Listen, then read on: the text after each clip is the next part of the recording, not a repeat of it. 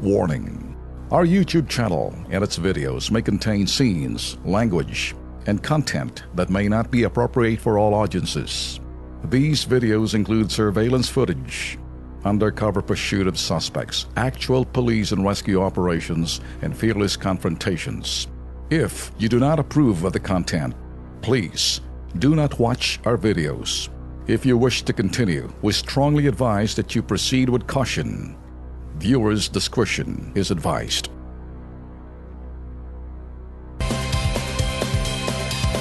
Live po sa ating pong studio, kasama po natin ngayon si Janice Retes, 38 years old po siya. At siya po'y dumulog dito sa ating pong tanggapan upang ipanawagan po at humingi po ng tulong para makauwi ho ang kanya pong kapatid na OFW na si Marlon Retes na nasa Sahana Sinaiya Dilam, dyan sa Saudi Arabia. Natapos na daw kasi yung kontrata ng kanyang trabaho noong September 2015. 2013 po siya umalis dito sa Pilipinas, patungo po dyan sa Saudi Arabia. Pero after that, kanya pong kontrata, abay, hindi na ho ni-renew ng kanya pong employer doon sa Saudi. At wala na ho siya trabaho doon. Inabot na ho ng 1 year and 6 months ang OFW dahil po pinabayaan na daw siya ng kanya pong employer doon. At narito po ang panawagan ng ating pong OFW na si Marlon Retes. Sir Dolfo, please lang, tulungan mo ako na makauwi sa Pinas. Kasi yung amo ko, hindi naman niya nirenew akong ikama. Puros lang pangako po, sir, ang akong amo sa akin. Natapusin ko yung mga trabaho. Pagkatapos, pauwi na ako. Natapos ko na po, pero hindi ako niya pinauwi.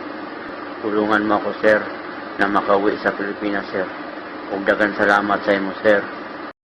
Daghang salamat sa Marlon. At least naparating mo ang panawagan mo. At tanungin natin si Janice, kapatid niya. Janice, ano bang dapat na nito, proseso nito? Dapat ma-renew pa ba siya o ididepende dadaan natin dito sa kanyang itong LC Manpower sa ahensya niya? Hindi na po sir kasi gusto na niyang umuwi dahil hirap na siya sa mata niya tapos yung cyst po niya lumalaki na. Naku, Hindi na niya kaya magtrabaho sir. Siya. Opo, tapos nahihirapan siya doon kasi wala siyang pagkain, binibigyan lang siya. Pero pinapatrabaho pa rin siya, sir. Hindi siya sinasahuran. Bakit umabot tayo ng 1 taon at 6 na buwan na nandun lang siya, walang tumutulong sa kanya? Wala po. Nung nagkaroon po siya ng kasama na bagong dating, yun po yung nagbigay ng contact number. Kaya binibigyan siya pang load. Kaya nakatawag po siya sa amin. Oo. Kaya So, anong kondisyon niya ngayon?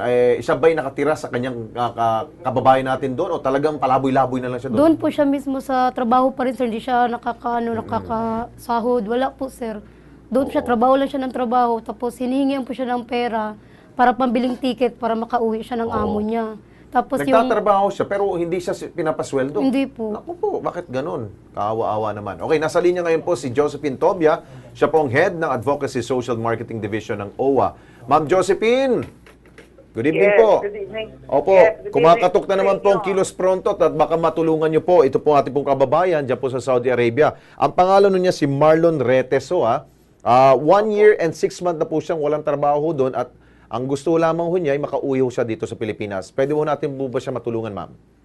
Yes, oo. Nakuha ko na yung important information sa staff ninyo kanina. Apo. Tinatawagan na namin yung agency pero walang sumasagot. Pero bukas, ito-try namin tawagan ulit itong agency na to.